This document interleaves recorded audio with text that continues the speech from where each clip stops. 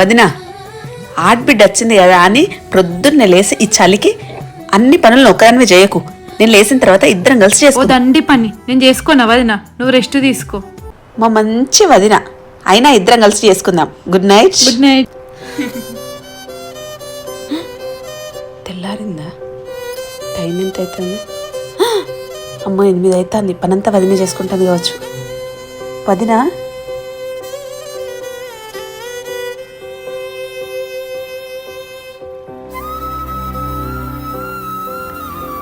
పొద్దుట లేసి ఇద్దరం కలిసి అన్ని పనులు చేసుకుందామంటే నువ్వు ఒక్కదానివే చేసుకుంటాను కదా వదిన. నేనుతో మాట్లాడా వదినా నేనుతో మాట్లాడా వదినా